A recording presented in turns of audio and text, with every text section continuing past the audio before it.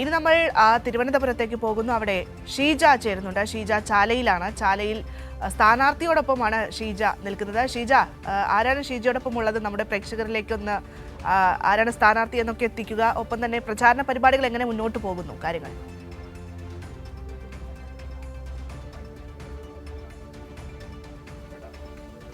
തീർച്ചയായും ഭദ്ര, തെരഞ്ഞെടുപ്പ് പ്രചരണം ആവേശത്തോടു കൂടി തന്നെ മുന്നോട്ട് പോകുന്നു എന്നുള്ളത് തന്നെയാണ് നമുക്ക് ഈ ഒരു ഘട്ടത്തിൽ കൂട്ടിച്ചേർക്കാനുള്ളത്. തിരുവനന്തപുരത്ത് ആവേശം സ്ഥാനാർത്ഥികളിലാകട്ടെ അല്ലെങ്കിൽ പ്രവർത്തകരിലാകട്ടെ ആവേശം ഇരട്ടിയാണ് എന്നുള്ളതിൽ ഒരു തരത്തിലുള്ള തർക്കവുമില്ല. ഇപ്പോൾ ആദ്യ റൗണ്ട് പൂർത്തിയാക്കി രണ്ടാം ഘട്ട പ്രചരണത്തിന്റെ തിരക്കിലാണ് LDF സ്ഥാനാർത്ഥികൾ എന്നുള്ളതാണ് ഇതിൽ എടുത്തു പറയേണ്ടത്. ഞാനിപ്പോൾ ഉള്ളത് ചാല വാർഡിലാണ്. തിരുവനന്തപുരത്ത് ഏറ്റവും പ്രധാനപ്പെട്ട ഒരു കേന്ദ്രമാണ് ചാല എന്ന് പറയുന്നത്. അപ്പോൾ ഈ ചാല വാർഡിലെ LDF സ്ഥാനാർത്ഥിയാണ് ഇന്നിപ്പോൾ നമുക്കൊപ്പം ചേരുന്നത്. അദ്ദേഹം രാവിലെ മുതൽ തന്നെ പ്രചരണ രംഗത്ത് സജീവമാണ്. അഡ്വക്കേറ്റ് SA സുന്ദറാണ് ഇന്ന് നമുക്കൊപ്പം ചേരുന്ന സ്ഥാനാർത്ഥി എന്ന് പറയുന്നത്. ഏത് രീതിയിലാണ് രണ്ടാം ഘട്ട പ്രചരണത്തിലാണ്, ഏത് രീതിയിലാണ് ഒരു ആവേശം ജനങ്ങൾ ഏത് രീതിയിൽ സ്വീകരിക്കുന്നു? രണ്ടാമത്തെ ഘട്ട പ്രവർത്തനം യഥാർത്ഥത്തിൽ നമ്മളെ സംബന്ധിച്ച് ആളുകളുടെ നേരത്തെ തന്നെ നല്ല പ്രതികരണമാണ് ആളുകളുടെ നിന്നുണ്ടായിരുന്നത്. കാരണം വെച്ചാൽ കഴിഞ്ഞ 10 വർഷക്കാലത്തെ ഇവിടുത്തെ വികസന മുരടിപ്പും കഴിഞ്ഞ 10 വർഷക്കാലമായി ഇവിടുത്തെ ജനപ്രതിനിധികളാരും തന്നെ ഇവിടുത്തെ ജനകീയ പ്രശ്നങ്ങളിൽ ഒന്നിലും തന്നെ തിരിഞ്ഞു നോക്കാത്ത ഒരു അവസ്ഥ യഥാർത്ഥത്തിലുണ്ടായിരുന്നു. അപ്പോൾ യഥാർത്ഥത്തിൽ ഇവിടെ തന്നെ എതിർ BJPയുടെ സ്ഥാനാർത്ഥി വന്നപ്പോൾ ഇവരാരും ഇതിനകത്ത് കയറാൻ വേണ്ടി പോലും സമ്മതിച്ചില്ല എന്നാണ് ഞാൻ മനസ്സിലാക്കിയത്. കാരണം അങ്ങനെയുള്ള ഒരുപാട് പ്രദേശങ്ങൾ യഥാർത്ഥത്തിൽ ഈ പ്രദേശത്തുണ്ട്. കാരണം അവിടെയൊന്നും അവരുടെ നാട്ടുകാരുടെ പ്രശ്നങ്ങൾ, സാധാരണക്കാരുടെ വിഷയങ്ങൾ വന്നാൽ അവരാരും തിരിഞ്ഞു നോക്കാറില്ല എന്നുള്ളതാണ് യാഥാർത്ഥ്യം. അതിൻ്റെ ഒരു വലിയ പ്രതികരണം യഥാർത്ഥത്തിൽ രാഷ്ട്രീയത്തിനപ്പുറമായി ഇവിടെ യഥാർത്ഥത്തിൽ ജനങ്ങളെ സഹായിക്കാൻ കഴിയുന്ന, സേവിക്കാൻ കഴിയുന്ന ഒരു ജനപ്രതിനിധി വേണം എന്നൊരു അഭിപ്രായത്തിലേക്ക് ജനങ്ങളാകെ പൊതുവിൽ ഒരു മുന്നോട്ട് വരുന്ന ഒരു അവസ്ഥയാണ് യഥാർത്ഥത്തിലുള്ളത്. പിന്നെ ചാലയുടെ വികസന മുരടിപ്പ് കഴിഞ്ഞ 10 വർഷക്കാലമായി നന്നായ രൂപത്തിൽ വ്യാപാരികളും ഇവിടുത്തെ ചെറിയ കച്ചവടക്കാരും അതുപോലെ തന്നെ ഇവിടുത്തെ തൊഴിലാളികളും നന്നായ രൂപത്തിൽ ചർച്ച ചെയ്തുകൊണ്ടിരിക്കുകയാണ്. വികസനം എത്തി നോക്കിയിട്ടില്ലാത്ത വാർഡ് എന്ന് വേണമെങ്കിൽ നമുക്ക് പറയാം. സ്മാർട്ട് സിറ്റി കൂടി യഥാർത്ഥത്തിൽ ഈ വാർഡിൻ്റെ ഭാഗമായി നടപ്പിലാക്കില്ലായിരുന്നുവെങ്കിൽ യഥാർത്ഥത്തിൽ പൂർണ്ണ പരാജയമായിരുന്നു ഈ വാർഡിൽ സംഭവിക്കാൻ പറ്റുന്നത്. നഗരത്തിൻ്റെ ഏറ്റവും പ്രധാനപ്പെട്ട ഒരു ഹൃദയഭാഗമാണ്. ചാല എന്ന് പറയുന്നത് 100-200 വർഷക്കാലത്തെ പഴക്കമുള്ളൊരു വലിയ മാർക്കറ്റാണ്. ആ മാർക്കറ്റിൽ യഥാർത്ഥത്തിൽ ഇത് നടപ്പിലാക്കാൻ വേണ്ടി ഒരാളില്ല, ചോദിക്കാനും പറയാനും ആരുമില്ല എന്നുള്ളൊരവസ്ഥയാണ് യഥാർത്ഥത്തിൽ ഇവിടെ സംഭവിച്ചുകൊണ്ടിരിക്കുന്നത്. അതിനൊരു പരിഹാരം എന്തായാലും ഈ തെരഞ്ഞെടുപ്പോടുകൂടി ജനങ്ങൾ അതിൻ്റെ ഒരു മറുപടി പറയുമെന്നുള്ളതാണ് എൻ്റെ പ്രതീക്ഷ. അതായത് 10 വർഷമായിട്ട് BJPയുടെ കയ്യിലിരിക്കുന്ന ഒരു വാർഡാണ്. അപ്പോൾ BJPയിൽ നിന്ന് ഇത് പിടിച്ചെടുക്കാൻ ജനങ്ങൾക്ക് ഏത് രീതിയിൽ, ജനങ്ങളോട് എന്താണ് LDF എന്ന നിലയിൽ താങ്കൾ സ്ഥാനാർത്ഥി മുന്നോട്ട് വയ്ക്കുന്നത്? ഈ വാർഡിലെ ഏറ്റവും പ്രധാനപ്പെട്ട 3-4 വിഷയങ്ങൾ ഒന്ന് വെള്ളക്കെട്ടാണ്.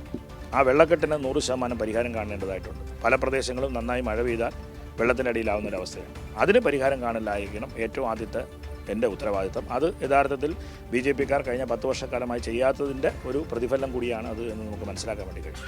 മറ്റൊന്ന് ഡ്രെയിനേജിൻ്റെ പ്രശ്നമാണ്. ഡ്രെയിനേജ് ഉള്ള സ്ഥലത്ത് ഡ്രെയിനേജ് ഓവർഫ്ലോ, ഇല്ലാത്ത ഡ്രെയിനേജ് പോലും ഇതുവരെ എത്തി നോക്കിയിട്ടില്ലാത്ത ചില പ്രദേശങ്ങളുണ്ട്. ആ ഡ്രെയിനേജിൻ്റെ പ്രവർത്തനങ്ങളിൽ ഒന്നും തന്നെ ഇടപെടാനോ പിന്നെ സഹായിക്കാനോ വേണ്ടി ഒന്നും തന്നെ കൗൺസിലർമാർ മുന്നോട്ട് വരാറില്ല. 2 കൗൺസിലർമാരും കഴിഞ്ഞ 5 വർഷത്തിന് മുമ്പുള്ള കൗൺസിലറായാലും ഇപ്പോഴത്തെ കൗൺസിലറായാലും മുന്നോട്ട് വരാറില്ല. 5 വർഷത്തിന് മുമ്പ് ഇവിടെ കൗൺസിലറായിരുന്ന ആളാണ് ഇപ്പോൾ BJP സ്ഥാനാർത്ഥിയായി മത്സരിക്കുന്നത്. അപ്പോൾ അത് തന്നെ ജനങ്ങൾക്ക് വലിയ പ്രതിഷേധമുണ്ട്. കാരണം കഴിഞ്ഞ 5 വർഷക്കാലം അയാൾ കൗൺസിലറായിരുന്ന സന്ദർഭത്തിൽ ഇവിടെ ആളുകളുടെ പ്രശ്നങ്ങളിൽ ഇടപെടുകയോ തിരിഞ്ഞു നോക്കുകയോ ഫോൺ വിളിച്ചാൽ പോലും എടുക്കുന്നില്ല എന്നുള്ളതാണ് ജനങ്ങളെ സംബന്ധിച്ചുള്ള പ്രതികരണം. അപ്പോൾ അത് പ്രധാനമായ ഒരു വിഷയമായി ഉന്നയിക്കുകയാണ്. പിന്നെ ചാലയുടെ വികസനം. ചാല ഇപ്പോൾ പഴയ ചാലയല്ല, പഴയ ചാല പോലൊരു കച്ചവടം നടക്കാത്തൊരു കേന്ദ്രമായി മാറുകയാണ്. ആളുകളുടെ വരവ് കുറവാണ്. തൊട്ടടുത്ത് പത്മനാഭസ്വാമി ക്ഷേത്രം ഉണ്ടായിരുന്നിട്ടും അവിടെ വരുന്ന ടൂറിസ്റ്റുകളൊന്നും ആകർഷിക്കാൻ കഴിയുന്നില്ല. അപ്പോൾ അങ്ങനെ ഒരു പൗരാണികത നിലനിർത്തിക്കൊണ്ട് തന്നെയുള്ളൊരു ആധുനിക ചാലയെ വാർത്തെടുക്കുക എന്നുള്ള ലക്ഷ്യം കൂടി യഥാർത്ഥത്തിൽ ഈ തെരഞ്ഞെടുപ്പിൽ LDF മുന്നോട്ട് വയ്ക്കുകയാണ്. അത് നമുക്ക് ഭാവിയിൽ നടപ്പിലാക്കാൻ വേണ്ടി കഴിയുമെന്നുള്ള പ്രതീക്ഷയാണ് എന്നെ സംബന്ധിച്ചുള്ളത്. താങ്കളെ കുറിച്ച് പറയുമ്പോൾ ഇവിടെ തലസ്ഥാനത്തുള്ളവർക്ക് എനിക്ക് തോന്നുന്നു വലിയ തോതിൽ ഒരു SFI കാലഘട്ടത്തിലൊക്കെ ഒരു തീപ്പൊരി നേതാവ് എന്നുള്ള രീതിയിൽ അറിയപ്പെട്ടിരുന്ന വ്യക്തിയാണ്. അത് എനിക്ക് തോന്നുന്നത് ഒരു നിങ്ങളുടെ സമകാലികരായിട്ടുള്ള SFIയിലെ 5 പേരാണ് ഇപ്പോൾ ഈ തെരഞ്ഞെടുപ്പിൽ മത്സര രംഗത്തുള്ളത്. അപ്പോൾ എങ്ങനെയാണ് അതിനെ കാണുന്നത്? യഥാർത്ഥത്തിൽ വിദ്യാർത്ഥി രംഗത്ത് നിന്ന് നമുക്ക് കിട്ടുന്ന അനുഭവം എന്ന് പറയുന്നത് വലിയൊരു രാഷ്ട്രീയ പാഠമാണ്. ആ രാഷ്ട്രീയ പാഠത്തിൽ നിന്ന് ഉൾക്കൊണ്ടുകൊണ്ട് നമുക്ക് ചെയ്യാൻ വേണ്ടി കഴിയുന്ന കാര്യങ്ങളും മനസ്സിലാക്കി ഇടപെടാൻ വേണ്ടി ചെയ്യുന്ന കാര്യങ്ങളും ഒട്ടനവധി വലുതാണ് എന്നുള്ളതാണ് എൻ്റെ ധാരണ. ആ എക്സ്പീരിയൻസ് യഥാർത്ഥത്തിൽ നമുക്ക് ജനങ്ങളുടെ പ്രശ്നങ്ങളിൽ, ജനങ്ങളുമായി ബന്ധപ്പെട്ട് വരുന്ന വിഷയങ്ങളിലെല്ലാം നമുക്കത് കൈകാര്യം ചെയ്യാനും അതിന് മറുപടി നൽകാനും വേണ്ടി കഴിയത്തക്ക രൂപത്തിലും അത് എങ്ങനെയാണ് പരിഹാരം കാണേണ്ടതെന്നുള്ള പ്രപ്പോസൽ വയ്ക്കാനും യഥാർത്ഥത്തിൽ നമ്മുടെ ആ അനുഭവം വലിയ ഗുണകരമാണ് എന്നുള്ളതാണ് നമ്മുടെ ഒരു എന്താ പറയുക പ്രവൃത്തിയിൽ നിന്ന് നമുക്ക് മനസ്സിലാവുന്നത്. അതായത് തിരുവനന്തപുരം നഗരസഭയിലെ കാൻഡിഡേറ്റ്സിന്റെ കാര്യം മാത്രം പരിശോധിക്കുകയാണെങ്കിൽ LDFന്റെ സ്ഥാനാർത്ഥി പട്ടിക എന്ന് പറയുന്നത് എല്ലാ വിഭാഗക്കാരെയും ഒരുപോലെ അഡ്രസ്സ് ചെയ്ത് മുന്നോട്ട് പോകുന്നു എന്നുള്ളതല്ലേ? 100% എല്ലാ വിഭാഗക്കാരെയും എല്ലാ എന്താ പറയുക സാമൂഹിക ഘടന എങ്ങനെയാണോ ആ സാമൂഹിക ഘടനയ്ക്കനുസരിച്ചുള്ള ഒരു സ്ഥാനാർത്ഥി പട്ടികയാണ് LDF പുറത്തിറക്കിയിട്ടുള്ളത്. എല്ലാ വിഭാഗം ആളുകളെയും അതിനകത്ത് ഉൾക്കൊള്ളാൻ വേണ്ടി ഈ 101 സ്ഥാനാർത്ഥികളെ സംബന്ധിച്ച് പരിശോധിച്ചാൽ നമുക്കത് വ്യക്തമാകുന്ന ഒരു അവസ്ഥ തന്നെയാണുള്ളത്. അത് ജനങ്ങളുടെ ഇടയിൽ വലിയ സ്വീകാര്യത പൊതുവിൽ ഉണ്ടാക്കിയിട്ടുണ്ട് എന്നുള്ളതാണ് യാഥാർത്ഥ്യം. ഇനി വരും ദിവസങ്ങളിൽ ഏത് രീതിയിലാണ് ക്യാമ്പയിൻ? വരും ദിവസങ്ങളിൽ ഇനിയിപ്പോൾ രണ്ടാമത്തെ റൗണ്ട് വീടുകൾ ഇറങ്ങി നമ്മൾ തീർക്കുന്നു. പിന്നെ ഈ വാർഡിനെ സംബന്ധിച്ചുള്ള പ്രശ്നം എന്ന് പറയുന്നത് 30% ആളുകൾ ഈ വാർഡിന് പുറത്ത് താമസിക്കുന്നവരാണ്. അപ്പോൾ അവരെ കൂടി ഒന്ന് കണ്ട് പൂർത്തിയാക്കുക എന്നുള്ള ലക്ഷ്യം വെച്ചുകൊണ്ടാണ് ഇപ്പോൾ മുന്നോട്ട് പോകുന്നത്.